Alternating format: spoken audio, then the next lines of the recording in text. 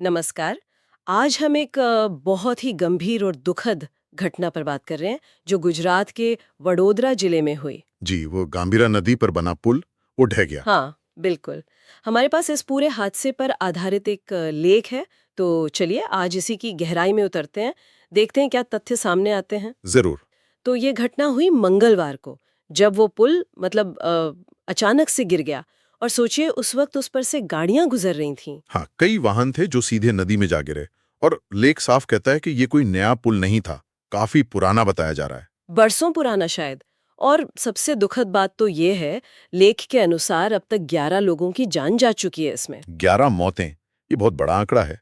NDRF और स्थानीय प्रशासन लगे हुए हैं बचाव कार्य में, लेकिन हाँ, बचाव कार्य तो चल रहा है, लोगों को निकाला भी गया है, पर स्थिति बहुत गंभीर है।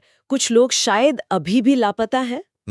और लेख में जो एक बात निकल कर आ रही है जो बहुत चिंताजनक है, वो ये कि पुल की जो खराब हालत थी, हाँ, उसकी जानकारी कथित तौर पर पहले दी गई थी। लेख में साफ लिखा है, यह पुल वर्षों पुराना बताया जा रहा है, जिसकी हालत खराब होने की सूचना पहले भी दी जा चुकी थी। अच्छा, मतलब पहले से पता था कि हालत ठीक नहीं है। ऐसा लेख दावा कर रहा है। और अगर ये सच है, तो फिर ये सवाल बहुत बड़ा हो जाता है कि वक्त पर मरम्मत क्यों नहीं की गई। बिल्कुल, यही यही तो बात है।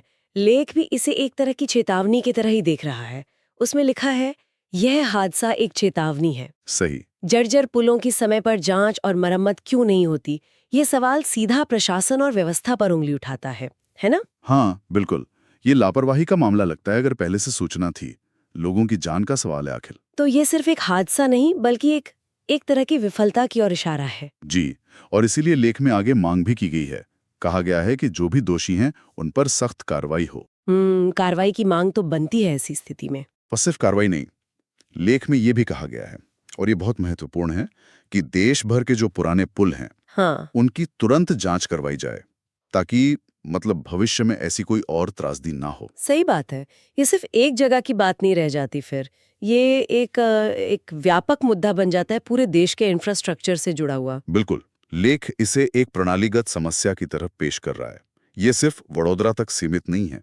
तो अगर हम इस लेख का सार देखें, तो ये हादसा पहली नज़र में तो सीधे सीधे बुनियादी ढांचे के रखरखाव में हुई चूक का एक दुखद नतीजा लग रहा है। हाँ, प्रथम दृष्टया तो यही लगता है। बेशक पूरी जांच के बाद ही असलियत सामने आएगी, लेकिन लेख का इशारा इसी तरफ है। बिल्कुल। और लेख में उन परिवारों के प्रति संवेदना भी व्यक्त की गई है जिन्होंने अपनों को खोया है, और घायलों के लिए प्रार्थना भी। जी, वो तो है ही। बहुत ही दुखद घटना है, लेकिन ये हमें सोचने पर मजबूर करती है। हाँ, लेख में जो जवाबदेही और राष्ट्रव्यापी जांच की मांग है, वो बहुत अहम है। पर एक सवाल और उठता है, जो शायद लेख में सीधे नहीं कहा गया, क्या? कि जमीनी स्तर पर, बिल्कुल ग्रास रूट लेवल पर, ऐसा क्या सिस्टम बने कि इन चेतावनियों को सिर्फ दर्ज न किया जाए। मतलब उन पर एक्शन हो तुरंत। हाँ, कि जैसे ही खतरे की घंटी बजे, उस पर कार्रवाई हो। कैसे सुनिश्चित करें कि ये चेतावनियां सिर्फ फाइलों में दबकर ना रह जाएं, इससे पहले कि वो किसी बड़ी आपदा का रूप ले लें। ये वाकई एक बहुत बड़ा सवाल है। शायद व्यवस्था में इसी बदलाव की जरूरत है।